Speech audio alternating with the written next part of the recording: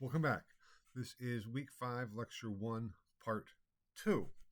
Now, in part 1, I tried to set the stage for this, what's coming in part 2, the context and background to 3 major points, controversies that Augustine was involved in, and that have had a major impact on the development of the West and are still with us today. And we'll see how that is the case as we go along. Now, I talked about him as bishop being involved in theological controversies. And the first major one, aside from he was involved in Arianism a bit, the first major one was called the Donatist controversy. So let's look at what this Donatist controversy was. And it goes back to the early 4th century and the Great Persecution. The problem was with Diocletian. If you remember last lecture, he tried to get rid of Christianity, calling for the Great Persecution in 303. And I think I mentioned there that even though Diocletian warned about creating martyrs, that was what ended up happening. And that some bishops in North Africa, especially, predominantly, became martyrs because they refused to cooperate and hand over the goods. The followers of those bishops that had been martyred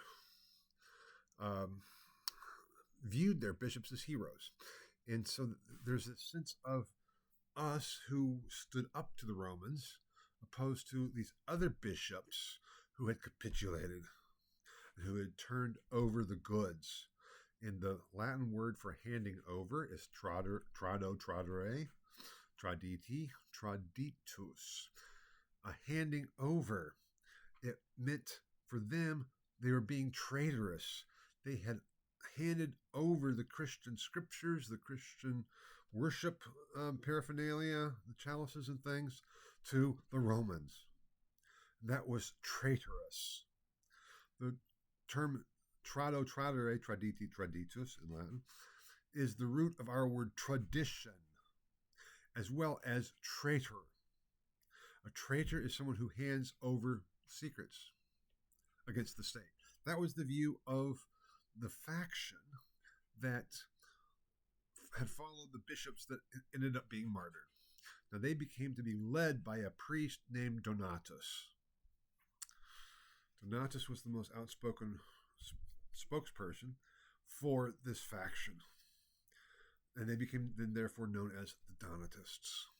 And this led to a split of the Christian church in northern Africa between the Donatists, or what was called in Latin the Pars Donati, the sect of, or the part of Donatus, or the sect of Donatists, and the Orthodox, or the people who had following with Rome.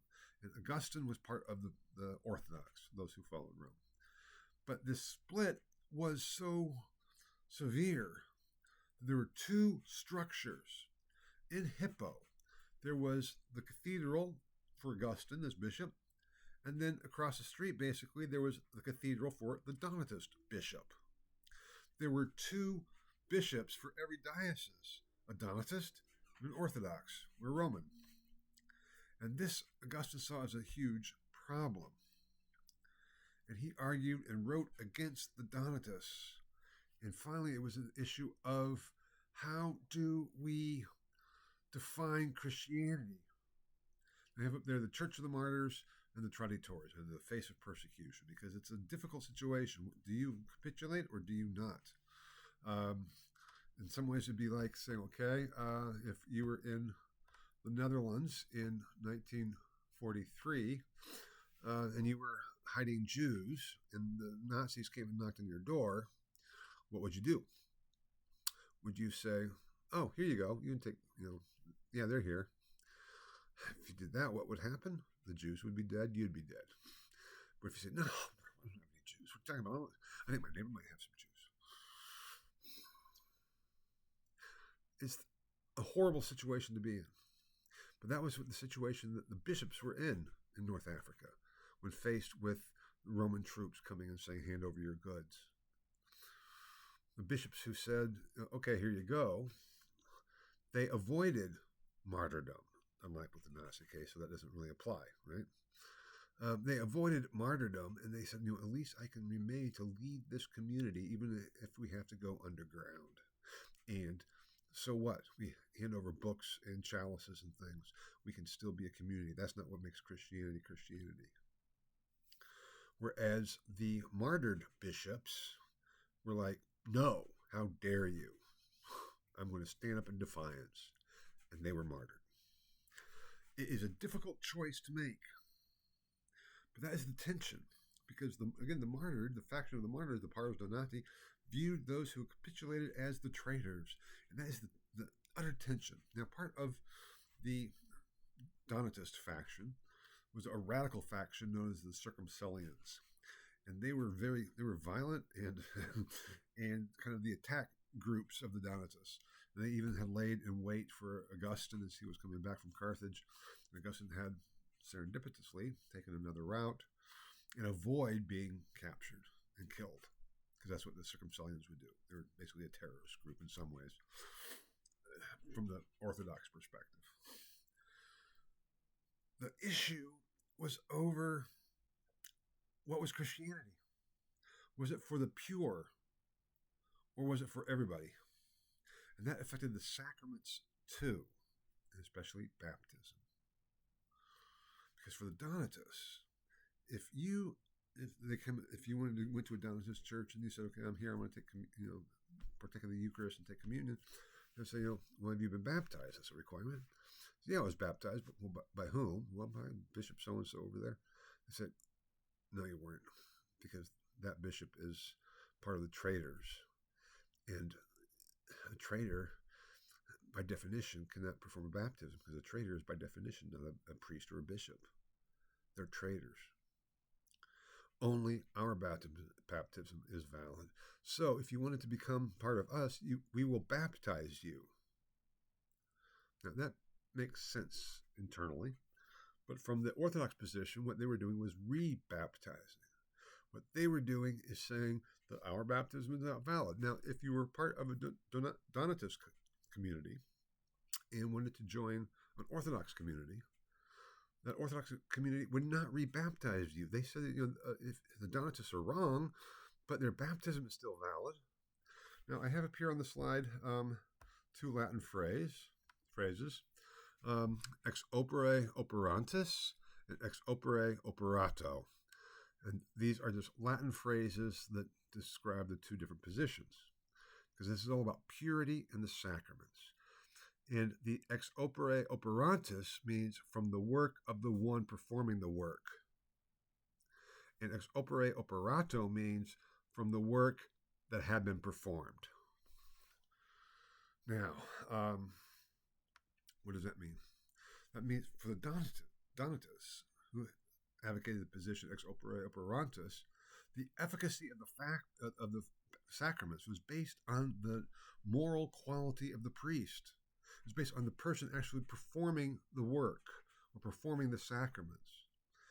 And what they were arguing is that if you were a traitor, your performance of the sacraments was not valid. That the efficacy of the sacraments was based on who you were and your moral quality. Whereas the Orthodox Augustinian position was no, because what happens in the sacrament is not the work of the priest. It's the work of God. The priest is just an instrument. And Augustine also argued, there's no priest who is not sinful. He's not saying that he agreed that turning over the goods and capitulating with the Romans was the correct position. He said, even if it wasn't, even if it was a wrong position, it's not any different than any other sin. No one is perfect.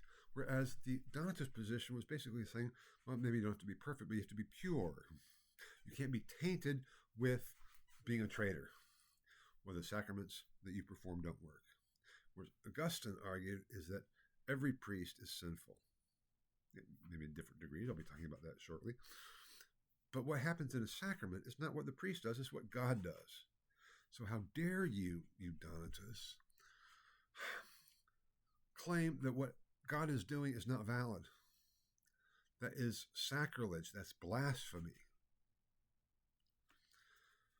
This is a major distinction between views of God, views of the sacraments, and views of what Christianity is for. For the Donatists, it's for the pure, those who remain pure.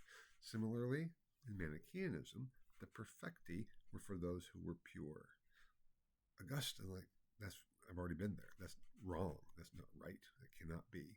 Number one. And number two, that approach, that purity approach, flies in the face of God and what God is doing. It's God who's in charge. That was the conflict. And finally, there was arguments back and forth. And Augustine, working together with Alypius and Nebridius, another one of his friends, were able to say, okay, well, we need to have this settled once and for all. We need a council. And they arranged for a Roman official named Marcellinus, who was from Rome, not a church person, not a bishop, not a priest. He was just a Roman official. And he came down to Carthage because they were going to have this council to deal with the Donatist issue in Carthage. And he was going to be the judge of the council. And this took place in 411. Now, we know a lot about the Council of Carthage in 411 because we have the acts, the official acts have survived. It was a major event.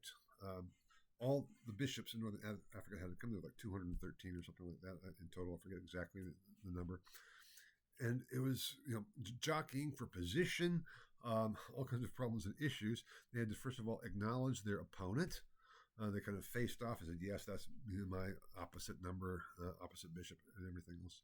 And then the official arguments started. There were arguments all along, but the official presentation of the cases were there. And it was kind of going back and forth until Alypius and then Augustine came up to speak, and Augustine's case was so overwhelming, showing that Constantine himself had condemned the Donatist position. And that won the day. And Marcellinus said, no, the Donatist position is condemned. From that point on, it became a heresy. It was not a heresy before. It was a different position, a different choice. But it was not a heresy until it was condemned as a heresy in 411 by the Roman official Marcellinus, obviously under the influence of Augustine. Agreed with that, but that is what it was about, whereby the official state policy now would be that Donatism was illegal. That's the issue at this time too. With Theodosius having proclaimed Christianity the only legal religion, there's the issue of, okay, and if you are wrong, if you have an erroneous Christian understanding, therefore that's the same as not being a Christian. So it's a crime against the state as much as it is a theological error. And that would be the basic position throughout the rest of the Middle Ages, I shouldn't say the rest of the Middle Ages, because we can debate when did the Middle Ages begin, when did they begin, but most people would say that at this point we're still in late antiquity. But it's like, okay, that would set the stage. The heresy was a crime against the state because it goes back to that issue of religion being part of the state, the official policy of the state, which had been there with Theodosius. That's what's going on here. And it wasn't just Augustine's writings against the Donatists that won the day. It was the Roman administrator Marcellinus who proclaimed this as heresy. Bishop of Rome wasn't really involved. They appealed to him, they talked to him and everything else, and Bishop of Rome was on Augustine's side. But in terms of defining what it was, in terms of setting the policy, it was the Roman administrative state that did so, defined it as heresy, and then therefore it was illegal. Now, consequence thereof, then what? They compel them to come in, state force and religious conformity, because Augustine had this idea. Once the truth had been proclaimed, had come to light and been proclaimed, the truth that he knew that he was defending and that had been come out as victorious in the Council of Carthage. Once the truth was proclaimed, the Donatists would realize their error and would join with the Catholics. Now, part of this too, the decisions of the Council of Carthage, decrees of the Council of Carthage, was that once it's then proclaimed heretical, what do we do with their church property? What do we do with the cathedral across the street from Augustine's? And basically, legally, administratively, all the property that Donatists held were to be then turned over to the Orthodox, to Augustine. What did the Donatists do? Say, hell no, we're not doing that. So there was continued conflict. Continued conflict. Just because there's a decree and a proclamation doesn't mean everybody says, oh, okay. And it doesn't mean that now that the Donatists are heretics, we go and we execute for heresy all the Donatists. That's not the way it was at all. But the problem was, Augustine was kind of surprised that they didn't just accept their error and fall in line and come and join the Orthodox, the true position, the true Christian position. So what do we do about this? And he came to the position finally that if they are not going to come in of their own free will, come in, meaning join us, we need to compel them to come in. How do you compel them? With military force. Roman military was sent in to compel religious conformity between the Donatists and the Orthodox.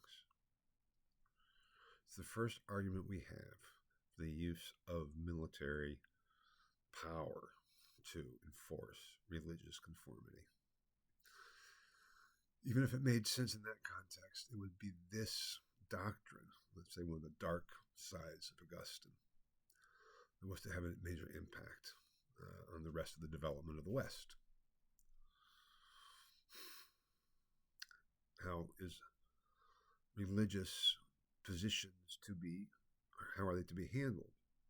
What's the relationship between the state and religious belief, theological positions and belief? We have this idea today, supposedly, of the separation of church and state, so to speak. Is there a separation of religion and politics?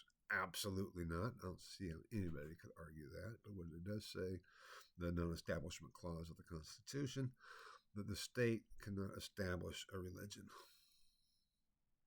And that's being questioned by people on the right in terms of Christian nationalism. But the Constitution states quite clearly we cannot establish a religion as a government. But that does not say that religion and politics are separate, because they're absolutely not, never have been. But at this time, going back to the 5th century, early 5th century North Africa and the Roman Empire context, that was unthinkable because religion was part of the state. It was part of the very being of a citizen, was to adhere to the religious dictates of the state. And heresy was a crime against the state. That's why I've said too that in the Middle Ages, especially later Middle Ages, because the execution of heretics didn't really come about until the later Middle Ages. The church, quote unquote, never executed a single heretic. The state did, because it is, and we'll get to more to that when we get there, but because it is against the state. It's a policy against the state. It is nonconformity with the state policy. That's the problem, or at least one of the problems there. And that was what was going on with this Donatist controversy, based on the efficacy of the sacraments, because this is also a theological as well as a political issue. And we can talk about the political side of it, we can talk about the theological side of it individually and separately, but we can't understand what was going on unless we see them together. And Augustine's position was that Christians do not have to be pure, or poor, but that's another issue, do not have to be pure to be good Christians. You can't be pure. And the sacraments are not what humans do, but what God does. That's what makes them sacraments. Otherwise, they're just religious rites or practices. But what makes them sacraments is because this is what divine power is bringing about. In baptism, in the Eucharist, in ordination, that's all the work of God, not the work of human beings. Now, the issue of the moral quality of the priest affecting the moral quality of the sacraments not only remained, because it's a very human thing to think and see as, it also had its secular form, particularly in American religion, meaning can you be a good president or vice president or senator or representative if you were an immoral person? My great grandmother, my father's grandmother, my father's father's mother, going back to the 40s and 50s, would not vote for Dewey. She was a Republican through and through, but she would not vote for Dewey. Why? Because Dewey had a mustache. And she said, no moral man would have a mustache. I met my great grandma, but I was very young when she died, 3 or 4, something like that. So I'm not sure what she would think of me with not only mustache but full beard. You can go through that, and I don't know, because I didn't have this conversation with her. This is something I knew from my dad. But the point being is that idea of morality. Bill Clinton, if you remember, probably don't, because this happened before probably most of you were born. But the whole issue about Clinton and Monica Lewinsky, he was having this affair with the AIDS, supposedly also in the White House. It was a big sensation. The French, for example, were like, what's the big deal? But the Americans, this was horrific. How could this happen? Because what he's doing is immoral. We can't have an immoral president because the efficacy of the presidency is based on the moral quality of the president. That is donatistic. American politics is donatistic through and through. Now, you can say that's a good thing or not a good thing, but my point here is simply this issue of whether efficacy is based on the moral quality of the actor or not. For the French, of course, you can be immoral and be a good president, because that's two different things. Can you be, a good doctor, a good surgeon, and be immoral? And I would say, yes, you could. Actually, the surgeon who delivered our second son, our youngest son, which was a planned C-section. I'm not going to go into all those details, but he was a great surgeon, and he did a fine job. He also was a slimy SOB that we knew via, going to strip clubs and everything else. He was not, let's say, a moral person, but he was a great surgeon. Because he was immoral doesn't mean he was immoral in terms of his office as surgeon. A distinction between person and office is important. And that's what's getting back to the Donatist controversy and the whole origins of this debate. Is still how, in some ways, Augustine won the battle and lost the war, because the Donatist position is so prevalent and was even throughout the Middle Ages. And so, not as much as it has become in American culture and politics, but it was still there kind of underneath, because it's a natural thing to think. I don't want to go to somebody who I think is a slime bag to learn from or to be treated by or to whatever else. I'm not going to go to Mass if I know that the priest is a pedophile. No, I'm not defending pedophiles here at all, believe me. But that doesn't have much to do with the efficacy of the sacraments. It's a separate thing. Should they be punished for that? Oh, yeah. I would argue. Oh, yes. But the point is that is a distinct issue from whether or not they can perform a valid baptism. That's the point. Can they serve as a pastor to the community? Absolutely not. Absolutely not. But can they perform the sacraments and the sacraments be valid? Yes. That's Augustine's position. But that has fallen by the wayside. That's why I say Augustine won the battle and lost the war. Now, if you have any questions about this, please just ask. I could spend the rest of the semester just talking about Augustine and these issues. But I'm not planning on doing that, believe me. Even though we'll see Augustine come back again and again and again throughout the course of the rest of the course. That's why I'm spending so much time on them now, and these issues as well. This issue of purity, and whether Christianity is only for the pure or whether it is for everybody. Just in some ways like that first ecumenical council between Peter and Paul. Is Christianity just for the Jews, or is it for everybody, the Gentiles too? And again, the decision had been made that Christianity is for everybody. That's why it's a Catholic. The church, the gathering of Christians, is a Catholic, which just means universal. It's for everybody. It's not for a specific group of pure people or special people. It's for everybody. That was determined at the First Ecumenical Council, Peter and Paul, and that was determined at the Council of Carthage in 411 about the Donatists. It's the same type of issue, though it's a somewhat different issue, but in terms of purity or inclusivity, in those terms, exclusivity versus inclusivity, that Augustine also was facing in the next major controversy he dealt with, namely the Pelagian controversy. Now, here we have the Augustine and Pelagians. Now I have the second that doesn't make much sense, because what doesn't make sense is that Pelagius I have as the second bullet point, where certainly he's the first, because the whole controversy starts out with Pelagius. Now, Pelagius was a British monk, contemporary of Augustine, so a little bit younger than Augustine. And Pelagius had come to Rome, and he actually tried to go meet Augustine in Hippo, but he was gone when Pelagius came to visit. And this is before the time of email and everything, regular mail. So he went to visit him, but Augustine was gone, so he missed out on that. Because Pelagius had read Augustine's early works and was very impressed. But then when he read the Confessions, he had a problem. And this problem was this: in Book 10 of the Confessions, Augustine repeats, I think it's like 7 or 8 times, grant what you command, and command what you will. It's a refrain. Grant what you command, and command what you will. And Pelagius thought, what?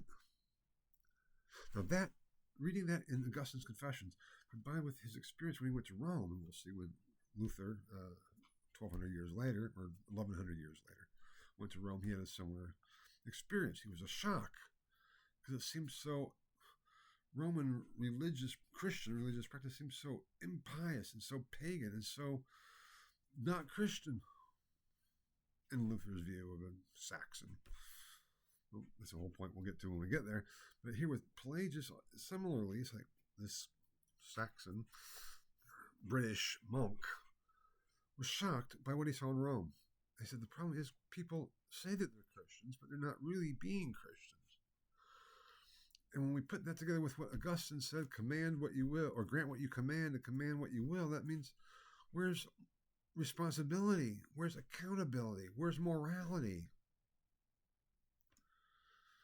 For Pelagius, the point was, Jesus said, be ye perfect even as your Father in heaven is perfect.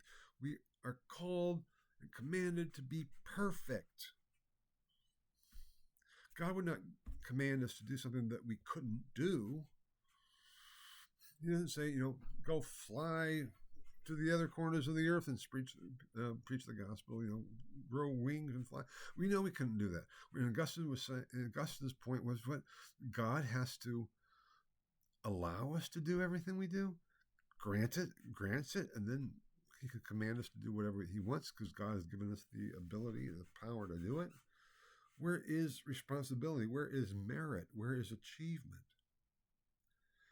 And so this was this conflict, again, because for Pelagius, Christ gave us a command, be pure. We can be pure. It's a matter of the will. And if we're not living a pure Christian life, we simply have a weak will and we're weak. We need to do a better job. That was Pelagius' view. Augustine's view was everybody's sinful. And that gets into the issue of moral fortitude, sin, and the state of sin. Behind Pelagius and Augustine's positions was not just the issue of whether it's for the pure, the perfect, or for everybody. That was a central point. But fundamentally to that was a different view of sin. Augustine has been credited with developing the Christian doctrine of original sin. It would be difficult to say that he's the first one to have discussed it, but his views and writings on it set the Christian doctrine. Not that it's always been followed, because for Augustine, when Adam and Eve fell, all of creation fell. Eden was this paradise. There are no mosquitoes in Eden. There's no cockroaches in Eden. The lions would frolic around with the lambs. Rose bushes didn't have thorns. Everything was perfect. And then the fall, and everything changed. For Augustine, the fall meant that humanity as such was thrown into a state of sin. And sin, for Augustine, most fundamentally, was alienation from God. In Eden, God and human, they could walking around the garden together until they ate of the fruit of knowledge of good and evil. So Adam and Eve all said, "Oh my God, we're naked." And then God has to say, "Adam, where are you?" Because Adam and Eve, they heard God walking in the garden again. Oops, we got to hide because we're naked. God says, "What are you doing? You're naked. Who told you you're naked?" Oops, that whole story. If you don't know it, you can ask. But anyway, after the fall, everything changed. For Augustine, in Eden, Adam and Eve had a choice. They could sin or not sin. They had that potential, post peccare and post non peccare, to be able to sin and be able to not to sin. After the fall, Adam and Eve could not sin. Non possa, non peccare, are not able not to sin, because they're in a state of sin. They were alienated from God. So we went from union and harmony with God to alienation from God. State of sin. Now, within that state of sin, there are still individual sins that humans can do. Do you steal what you want? Well, you don't have to. No, you shouldn't, because that too is a sin. Can you kill somebody? No, that's a sin. But what is more important to Augustine is the state of sin, this alienation from God. It's the state of being more than individual acts. Because in every good that you do, Augustine argued, there's an element of sin. Because sin is being turned in upon yourself. It's self-desire, self-will, self-interest. When I say about Plato and the Guardians, in terms of the Calliopollis, they tried to get rid of self-interest because self-interest can warp things. For Augustine, self-interest is all about being because of the state of sin, instead of being completely focused on God. Now, that doesn't mean that you shouldn't do good things. We have IUPUI, as I think most of you know, the Simon Cancer Center. And I forget the names, but the Simons gave a lot of money for that center, and they got their name on it. Is that a good thing? Oh, yes. Was it also a sinful thing? Oh, yes. What? How can something sinful be good? Well, it's a good thing. It does good things to help people, to save people. And it's a wonderful place. But in giving that money, there's a sense of, oh, didn't we do good? Didn't we do good? And we put our names on it so everybody can see that all this good that's coming out of this is from us. That is self-centeredness that is being turned upon myself. Saying, look at me, I'm so good. If any of you have ever given money to charity, whether it's sending money to the ACSP or the Animal Place or to Save the Children or whatever, or whether it's giving beggars on the streets money, those are all good things, and you feel good about it, don't you? Like, yeah, I'm good. I give some money to a charity, this needy, a worthy charity. It's good to do so. It's still sinful because you feel good about it. You feel that this makes me a good person. Augustine's position was, no, it doesn't, because you're still alienated from God. You're not how God created you to be. No matter how much good you do, there's still that alienation. And that original sin is communicated from Adam and Eve to every individual thereafter. We are born into a state of sin. We're born into a state of alienation from God, and there's nothing we can do about it. We cannot straighten ourselves out. That is where God's grace comes in. God's grace comes down and reaches down and straightens us out. But in this life, we can only go so far. And that will become for the next slide about the city of God. But this distinction between Pelagius and Augustine is about free will, nature, the nature of sin, about the nature of grace and divine providence, divine predestination, And whether Christianity is for the pure or for everybody. For Augustine, it's all in the hands of God. And humans can do good things and should do things. We're called upon doing good things, to do good things, to live a loving life. And Jesus has shown us how to do that. That doesn't mean we become good. It doesn't mean we become righteous or anything, because we are still living this in a state of sin. Pelagius is, no, we merit our salvation. Now, for Pelagius, the fall did have an effect. That first part, yeah, for Pelagius, without the fall, or before the fall, there's no mosquitoes, no cockroaches, and everything else. But that fall affected everything too. But for Pelagius, we are all, after the fall, so the playing field has changed. But after the fall, we are all in the same state as Adam and Eve, where we can sin or not sin. There is no state of sin for Pelagius, except for the problems inherent in the fall of creation.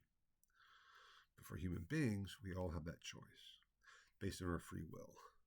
And whether or not we choose rightly depends upon our good use of our free will, and how much we merit would determine whether or not we get into heaven. Even Pelagius did not say that we can get into heaven based purely on our own will and our own merits.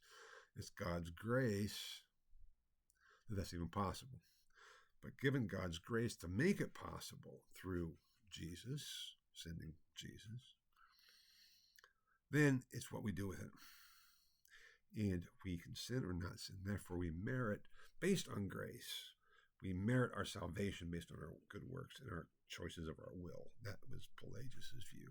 Whereas Augustine's like, no, that's impossible, because we are in a state of sin, of alienation, which we cannot overcome, no matter how much good we do.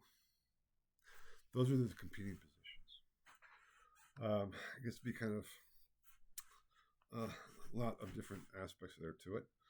God's will, God's majesty, and God's predestination. Augustine, so the Pelagius and his followers, primarily Julian and Aclanum. Again, we're blaspheming God because they were making God lesser than what God is.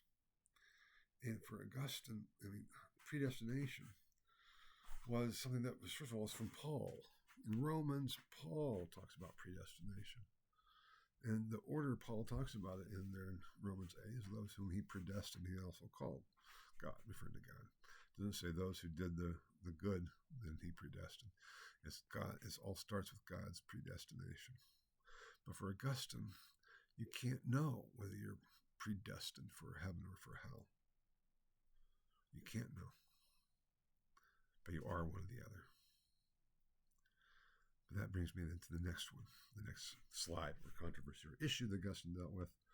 I just want to say one more thing about Pelagianism. That's also the basis of Augustine's view of baptism. Because we're born into a state of sin. Therefore, babies need to be baptized, because otherwise, if they die before baptism, they go to hell. What does Jesus say about, how do I be saved? Be baptized and follow me. That's like the most basic requirement. If you're not baptized, you're not going to be saved. So a baby who dies before they're baptized, go to hell. People don't like that. Oh, that's harsh. That's harsh. That's harsh. For Augustine, it's simply an issue of logic. It has nothing to do with the evilness of sex or anything else. As a bishop, he also talked about, for a married couple, sex is great. Is there evil involved? Of course there's evil involved, because it's that concupiscence, that lust.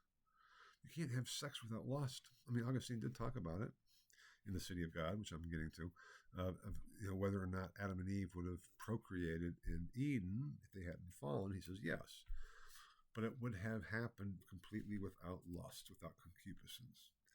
It's like, oh my God, how would that have happened? No idea. I don't think even Augustine had any idea. And then I'll go into all those other things. But the whole point is that the baptism issue is connected with the Pelagianism issue, which is connected to the original sin issue, which is connected to two very radically different perspectives on what sin is. Is it primarily a state of alienation from God, or is it individual acts? And this being in a state of alienation does not deny that individual acts are sin, but they're a consequence of being in a state of alienation. Whereas the Pelagian position is that they are a consequence of our weakness and our wrong moral choice. Pelagianism was condemned in 418, another council of Carthage, was condemned, and Augustine's position was upheld as the orthodox position. Another case of Augustine winning the battle and losing the war. Because today, by and large, Pelagianism has won the day. Just think about it. The whole focus in this gets in the issue of the extent to which preaching and pastoral theology is inherently Pelagian, because it's about doing and what can you do and trying to get people to do the right thing. But Christianity, so much as it's practiced today, at least in the United States, but also other places, so much about the moral quality of individuals, which is also then related to Donatism. With Pelagianism, it's like we earn things. We don't want to say that we haven't earned it. We want to earn it. As Paul also said, I've run the good race. I've remained clear. I'm whatever. I get the prize. So there's that imagery there too. Is how to understand it all in what context. And that is the major distinction between Pelagius and Augustine. And Pelagius ended up, even though he was condemned in 418, winning the day in the long run, because everybody wants to earn their salvation. Everybody wants to feel that they deserve it. And if we sit and whip ourselves and say, what a sinner I am, that makes us feel, oh, aren't I good? For Augustine, that's a perversion. Anyway, that gets into bigger issues. I just hope I've said enough that you can see what I mean by the Augustine having won the battle and lost the war because of the predominance of Pelagianism today, as well as Donatism today, even in a secularized form. The other aspect of this is the city of God. And this ties in some ways, too, with the concept of what Augustine said about the Donatists in terms of use of military force to compel them to come in. And I am aware of the time. I'll try to keep this as short as possible. The Augustine and the city of God. In response to, as I mentioned previously, the sack of Rome in 410, Augustine wrote his great work, which he started writing in 413. He finishes in 426, referring it to his magnum opus ad arduum, his great and arduous work. It's in 22 books. Footnote, Mani's major work, Mani being the Manichaeans, was written in 22 books. Now, a book is like a long chapter that gets into textual divisions and things. So the ancient and late antique views, and even throughout a lot of the Middle Ages, a written work was divided into books, and then books were divided later on at some point into chapters. 22 books. The first 10 for Augustine deal with refuting paganism. This is the city of God against the pagans, is the full title. And he refutes paganism from Roman civic religion, which he just says is idolatrous and heretical, and perverse and illogical and everything else, to, he says, the very last are the Platonists, the philosophers, because they're so similar to us being Christians. And then starting in book 11, it's another, book 11 through 22 is another treatment of creation. Augustine treated creation 5 times at least. I already mentioned Confessions, books 10 through 13. Here at the City of God, books 11 through 22. It's all focused on creation. Not exclusively, but that's what it's basically all about. And then Augustine wrote 3 commentaries on Genesis. The major one, De Genesis ad Litteram, being his major work on Genesis as such, which he's working on the same time as he's working on the City of God. And in his earlier commentary on Genesis, the incomplete work on Genesis, is where he first starts talking about these 2 cities. Now, the 2 cities, what are they? They are those who love God and those who love human beings and life in this world. 2 cities, 2 loves I have up there. Essentially, the city of God consists of the angels and all those souls who will be in heaven, who either are in heaven or will be in heaven. All the saved, all the glory. That's the city of God. The earthly city, as Augustine calls it, also calls it the city of Satan, the city of the devil, consists of those who love themselves and love this world.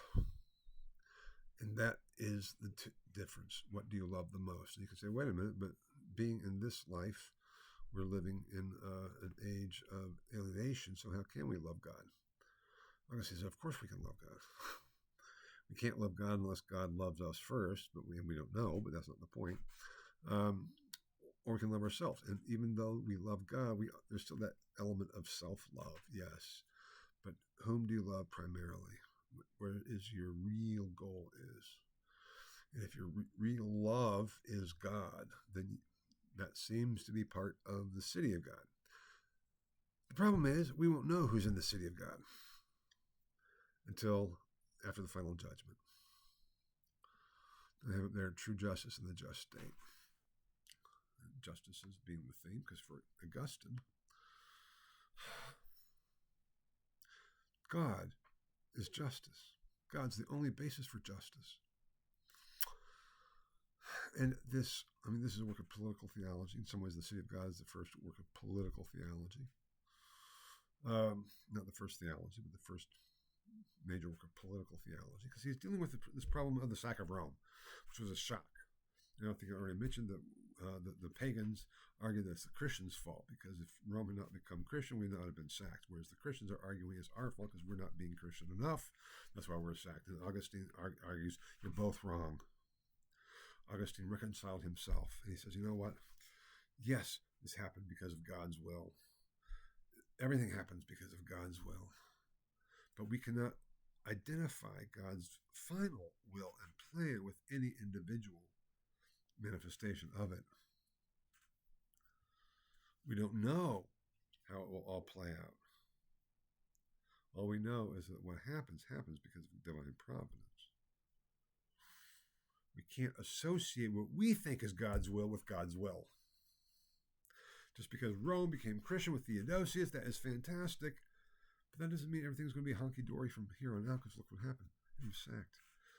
What is going on here? We can't put it simply in terms of what we cause God to do. Do we cause God to do things? Well, the Bible would seem to say that. That's putting it in human terms in the Old Testament. It is God who's in charge. These two cities are abstract entities, atemporal, meaning outside of time. After the final judgment, there'll be two cities. Before the creation, there was two cities. Or at the time of creation, there was two cities, because within atemporality, everything is an eternal present. With creation comes time, and time changes everything, because time, we don't know the whole. God knows the whole. We only know this and this. We know what comes before. We can speculate on what comes after, but we can't know the meaning of everything until we get to the very end to look back on everything. And I guess into all kinds of philosophical issues I'm happy to talk more about, but here now. For Augustine, the issue is in this life, in this temporal world, in hoc saeculum, which saeculum is the origins of our term secular, but that just means the world. Is only later taken on the connotations of not religious. We'll talk later about secular priests and secular monks, who were monks and priests, but were not part of the contemplative life, but the active life being in this world. So they were seculars, as opposed to regulars who were following a rule, but that gets to be other for later on. But here the whole point is that in this life, we don't know where we belong. We don't know which city we belong to. True justice can only be true justice based on God. And Augustine in the City of God tells this great story about Alexander the Great, the conqueror, who had captured this pirate who had been raiding and pillaging along the coasts. And so Alexander captures this pirate in his ship and asks the pirate, saying, you're condemned. Why are you doing what you're doing? You're criminal.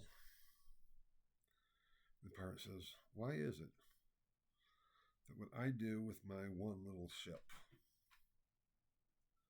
is seen as criminal on a relatively minor scale, whereas what you do with your entire fleet on a global scale is the same thing, but you're called an emperor and I'm called a criminal. Ooh, good point. Augustine argued, without true justice, which is God, human justice and what is right and wrong, human government, is simply a bunch of band of robbers. Alexander was just a band of robbers writ large. That's what emperors are. Unless there is God overseeing things. The just state can only truly be just in context with God. The problem is we can't really know what God's justice is. We can only try to the best of our possibilities because we're alienated from God. So even though we're trying, we should try, Augustine says. That's the whole form of government, is to bring about as just of a state as possible, because in Eden, before the fall, there was no need for government. After the fall, there is, because the whole purpose of government is to refrain human sin. It's a negative. If there were no sin, if we could be perfect, we wouldn't need government, because we're all under God. But because we're alienated from God, we have to have government to help us, to keep us from sinning more than we would otherwise, even though there can be bad governments and good governments indeed. But is there human justice? Yes. Is that a good? Yes. We should strive for justice. We should always strive for justice. And it's better to be in a Christian state than a non-Christian state. But it doesn't mean that one is good and the other is bad. It just means that one is better than the other, but neither of them fulfill God's plan and purpose, because we don't know what that is. Neither of them are embodiments of the will of God. Neither of them can say we're doing this because of the will of God. All they can say is we're doing this to be as just as we possibly can within this context of not knowing what true justice is, except that it's God and not us. And we cannot speak for God. So we're trying. We can approximate. Human justice is a good, Augustine says, but it is not true justice. It's human justice. There's a huge difference. And in this life, we can never have true justice, because true justice is only God in the atemporal realm, which goes back to a Platonic view of what's called universals. But that would get me too far afield, and I've already spent too much time on this lecture anyway. But that's the whole point of the city of God, to say, you know what, in this life, these two abstract cities, the city of God and the earthly city and the city of Satan, are thoroughly mixed up in a corpus per mixtum. We don't know who's there. You can't say that someone, that if you go to church, if you go to Mass in my cathedral, that you're part of the city of God. You can't say that whatsoever, because you know what? Look at the thief on the cross. The thief on the cross. You know what I'm talking about? You know what I'm talking about? If you don't, you can either find out or ask me. Crucified with Jesus, who says, you know, the other thief on the other side of him is mocking Jesus, and the other thief says, you know, tells his colleague to shut up. He says, we deserve to be here. This man is innocent. He says, Lord, remember me when you come into your glory. And Jesus tells him, truly, truly, I say unto you, you will be with me today in paradise. The first person Jesus saved and brought into heaven was a thief who lived his entire life as a thief. For Augustine, morality has nothing to do with salvation. How we live our lives has nothing to do with salvation. Should we strive to be good, moral people? Absolutely. But that's not the basis of salvation. Always fall away. But then likewise, a good person, someone who always does what's right, can have a crisis and fall away. That's why Augustine talks about we need the gift of perseverance. It's just because we're starting out good and living a good Christian life doesn't mean we'll always be that way. We might fall away. Now, that's the problem that we're in this world. And we can't point to one or the other. We can't say, you're part of the city of Satan. I am part of the city of God. We absolutely cannot say that. What we need to do is say, okay, I'm going to live my life as if I am part of the city of God and pray for the gift of perseverance to hopefully, because I want to be. I love God. I want to be in heaven. I can't know that I will be because my life isn't over yet.